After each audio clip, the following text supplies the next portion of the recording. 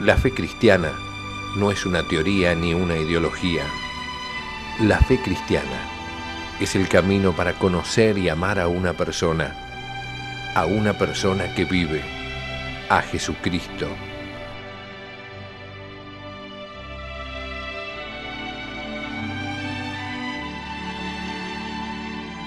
La fe cristiana, un curso del Instituto de Formación Teológica por Internet que quiere ayudarte a crecer en el amor a Jesús, nuestro Señor. En nombre del Padre, del Hijo y del Espíritu Santo. Amén. Queridos amigos, nuevamente juntos en este curso de la fe cristiana, en el que últimamente estamos desarrollando el importante tema de los sacramentos de la Iglesia, estos regalos que Jesucristo nos ha dejado, que nos dan la gracia, nos dan la posibilidad de parecernos a Dios. La gracia es una participación en la vida divina. La última vez hablamos del bautismo y nos quedó un poquito en el tintero esta idea de que algunos padres dicen, no, pero mejor que esperar hasta que el chico crezca y sea él el que elija bautizarse o no. Por un lado es una pena porque es importante darles este pasaporte para la bienaventuranza eterna, este pasaporte para el cielo desde el primer momento, porque efectivamente nunca se sabe, en fin, cuándo llega la muerte. Y la verdad que privar de este regalo a un niño es una lástima. Además porque es un tesoro enorme, un tesoro enorme. Privar a una persona de una herencia, por ejemplo, multitudinaria, porque tiene ciertas responsabilidades, sería una tontería, ¿no? Cuento un cuento de una persona que fue a pedir el bautismo para el niño y otro sacerdote, parece el cuento, me parece. Dice, no, bueno, que lo deje para cuando él lo pida, ¿no? Entonces el marido que había ido a hablar con aquella persona le dijo, entonces que yo también tengo que decirle a mi mujer que ahora no le dé de comer hasta que él lo pida, hasta que el niño lo pida. Evidentemente uno no puede privar de este alimento espiritual fundamental, este regalo maravilloso que es el bautismo a los niños.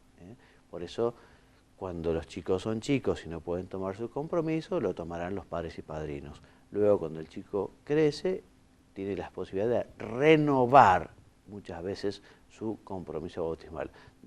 De muchas maneras, entre otras, por ejemplo, recibiendo el sacramento de la confirmación, por el cual efectivamente recibimos el Espíritu Santo, es el sacramento de la madurez, por el cual efectivamente el cristiano ya toma su propio compromiso adulto, ¿no?, de querer vivir el Evangelio, de querer vivir conforme a los mandatos de Dios.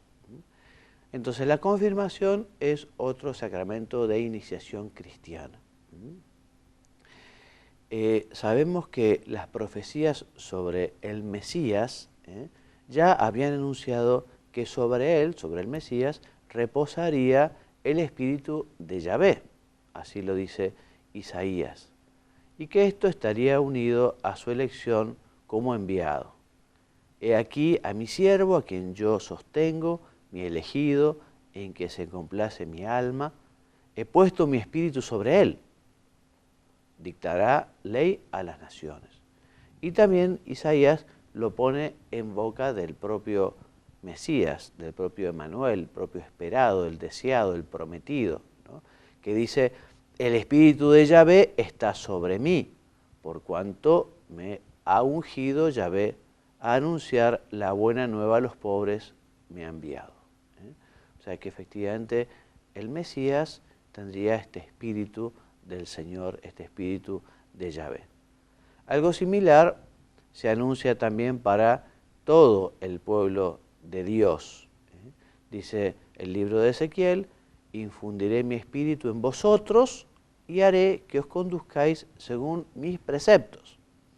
Y también el libro de Joel, en su capítulo 3, allí se acentúa la universalidad de esta difusión. Hasta en los siervos y las siervas derramaré mi espíritu en aquellos días, dice la Escritura. Entonces, en este misterio de la encarnación, se realiza la profecía mesiánica, confirmada, completa y públicamente manifestada en la unción del Jordán, cuando efectivamente desciende el Espíritu Santo en forma de paloma y se escucha aquella voz del Padre que actualiza la profecía de elección.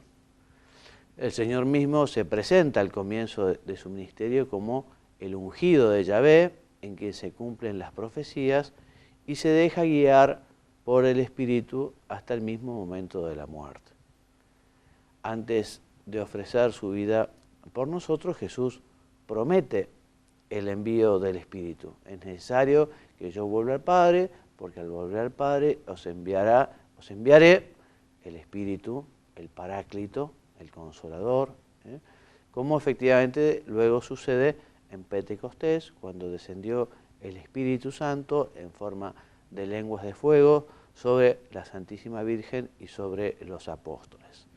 De esta manera, aquella profecía de Joel queda cumplida y da inicio a la misión universal de la Iglesia. El mismo Espíritu derramado en Jerusalén sobre los apóstoles es por ellos comunicado a los bautizados mediante la imposición de las manos y la oración.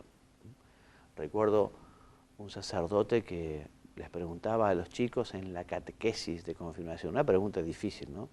Pero les decía, a ver, ¿qué diferencia hay entre la venida del Espíritu Santo a los apóstoles y la Virgen y la venida del Espíritu Santo cuando ustedes reciban la confirmación? ¿No? Porque el Espíritu Santo a los apóstoles descendió en forma de, y los chicos respondían, en forma de llama de fuego.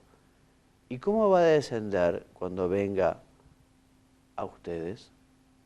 Una pregunta difícil, ¿no? Entonces después le decía, vendrá espiritualmente, no vendrá con forma de paloma, no vendrá con forma de llamas de fuego, pero sí vendrá el mismo Espíritu Santo que descendió sobre la Santísima Virgen y sobre los apóstoles en Pentecostés. De la misma manera va a descender sobre cada uno de ustedes cuando reciban la confirmación. Muy bien.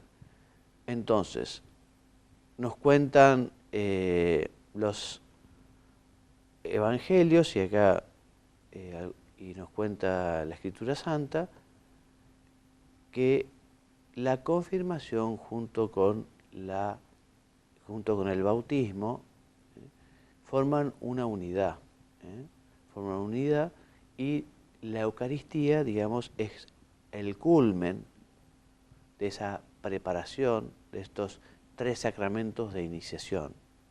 De hecho, vamos a ver un poquito más adelante cómo en el rito oriental el bautismo y la confirmación se dan juntos en los niños.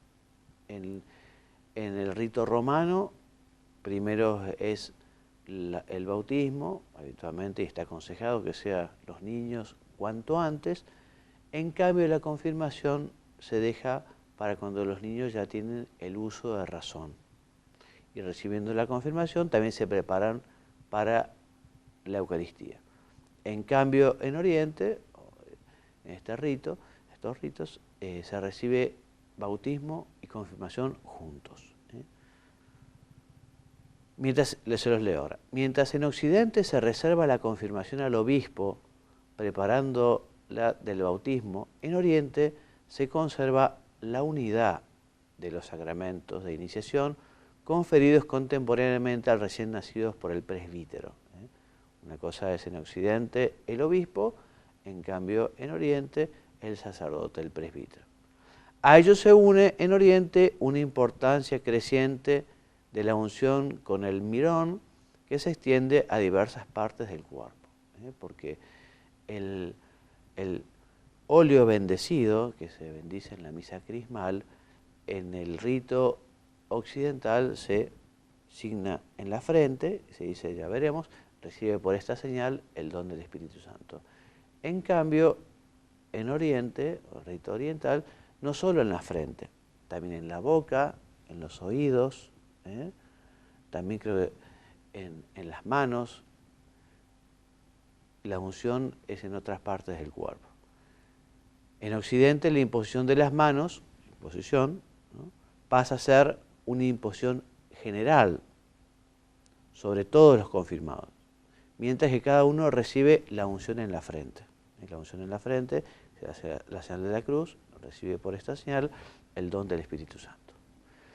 Bueno, punto 2. Significación litúrgica y efectos sacramentales.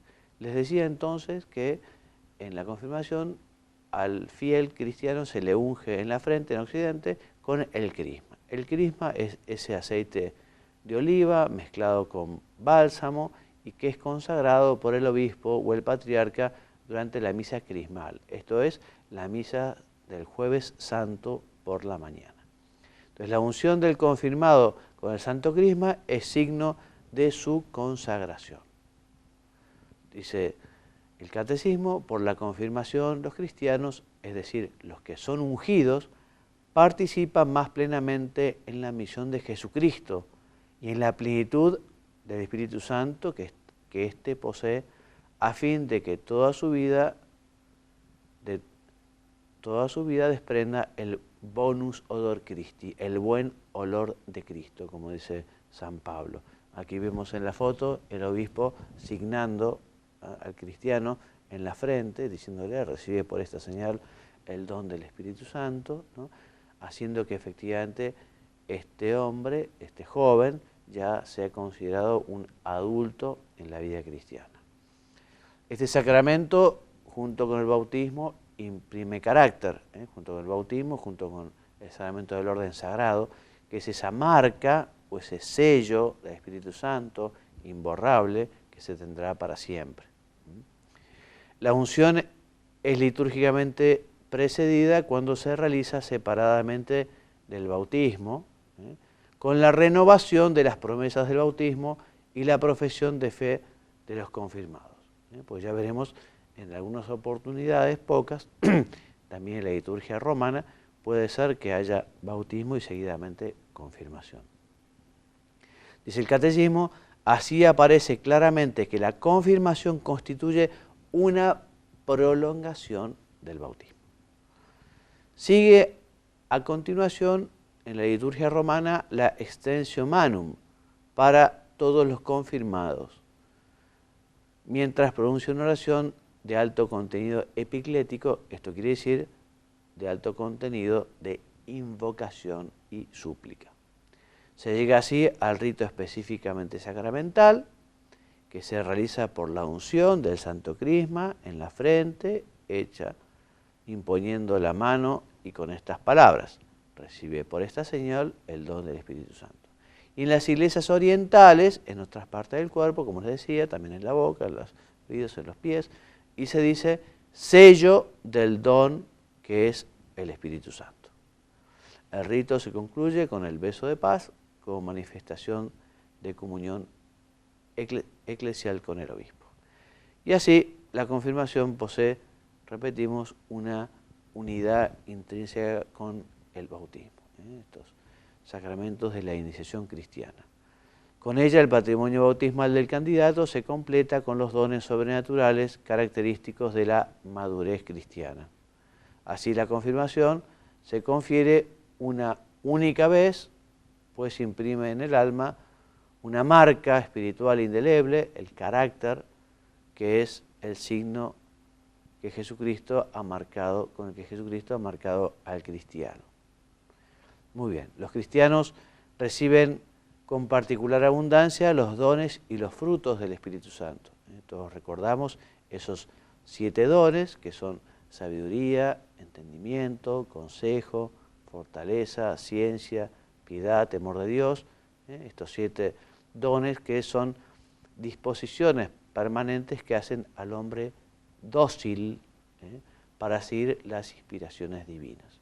Son una particular gracia, un particular don, una particular ayuda del Espíritu Santo.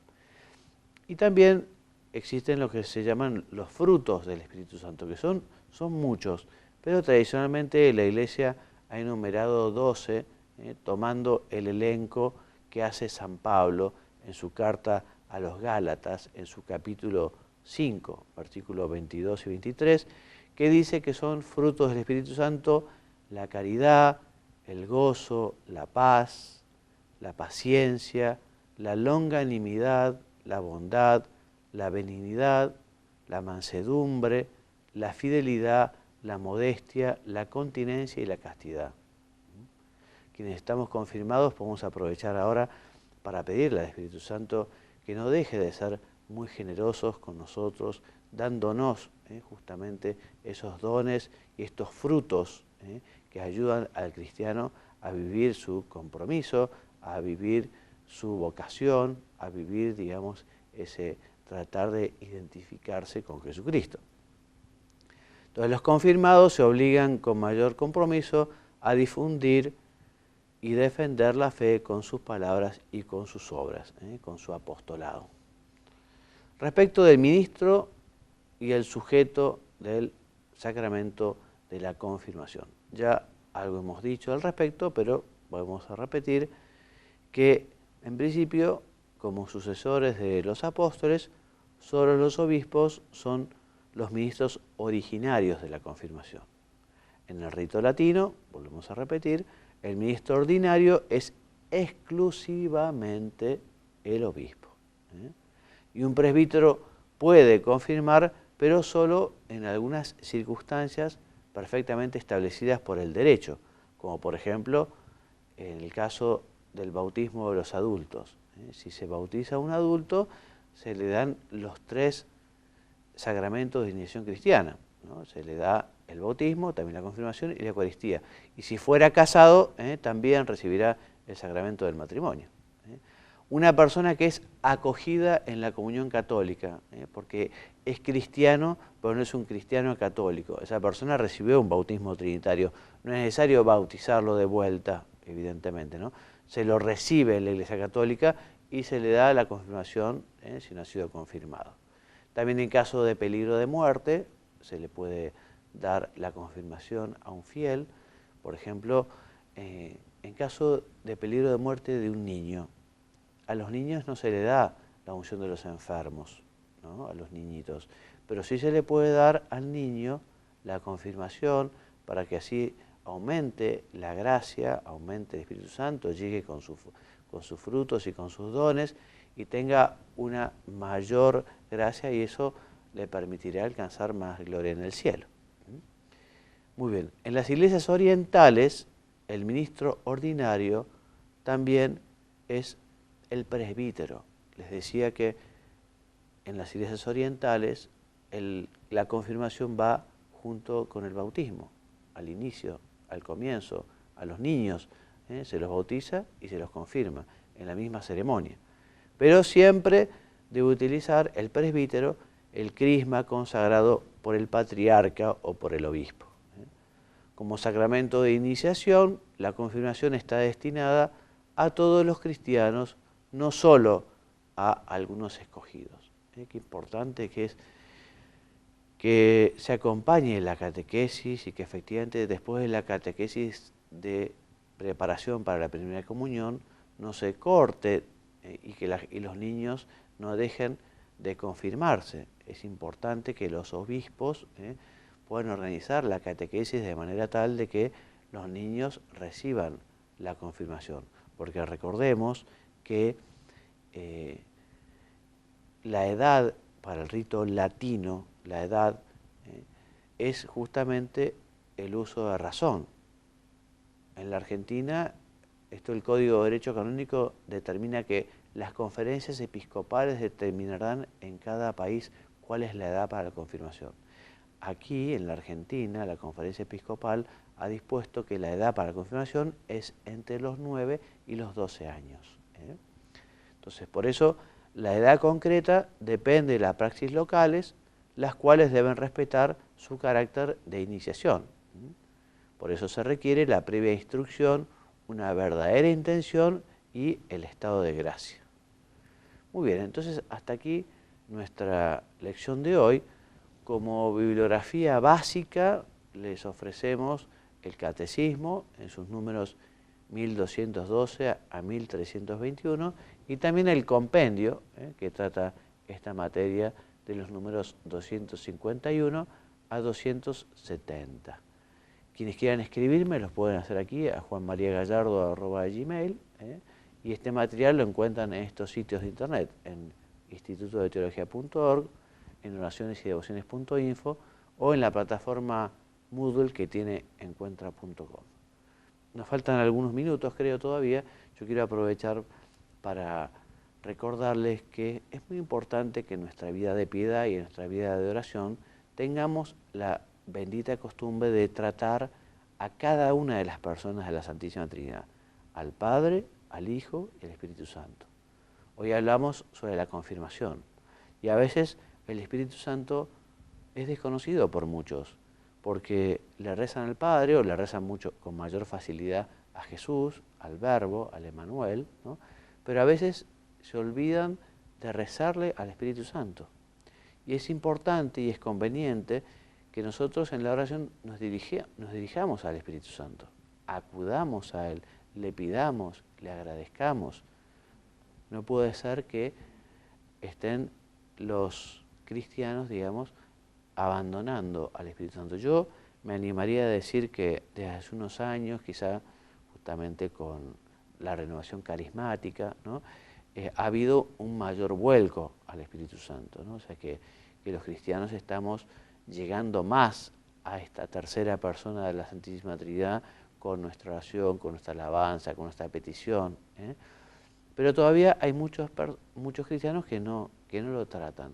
Por eso podría ser un buen propósito, el tratar, el dirigirnos personalmente a la tercera persona de la Santísima Trinidad. Me preguntan a veces también, Padre, ¿y se exige el sacramento de la confirmación para el matrimonio? Una pregunta interesante, porque es obligatorio confirmarse, hay la obligación de confirmarse antes de casarse.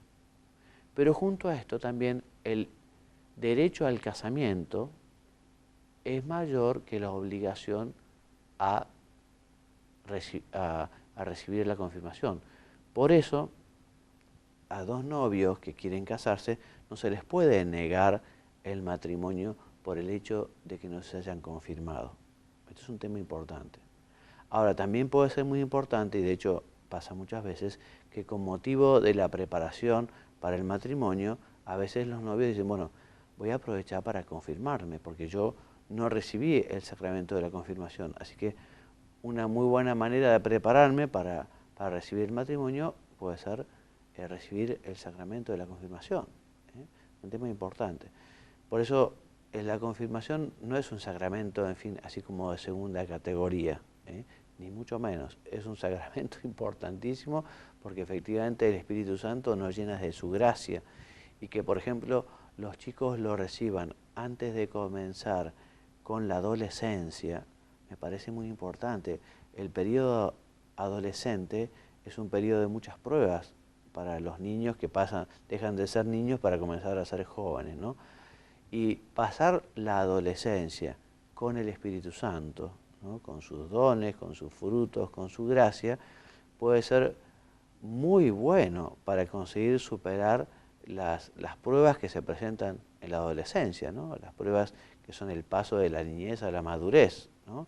Más en una sociedad, por ejemplo, como la de hoy, en la que los chicos están siendo tan bombardeados con todo lo que tiene que ver con una información sexual que a veces ya es pornográfica, ¿no?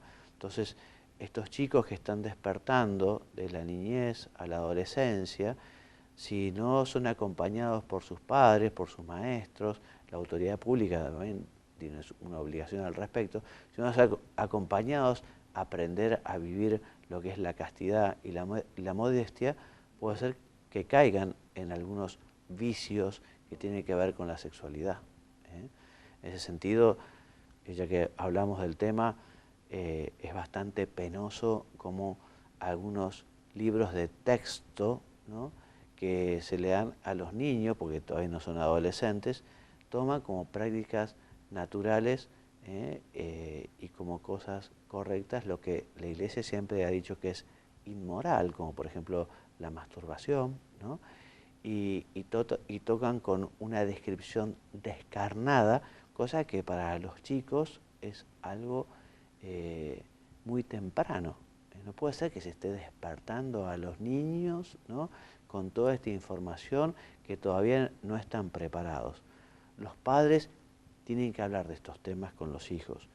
Es importante que los hijos se enteren por sus padres de cómo han venido al mundo, todo lo que tiene que ver con la sexualidad. Que los padres no tengan miedo, que hablen, que expliquen, porque si no, los chicos también van a ir a preguntar o van a enterarse en otro sitio, ¿no?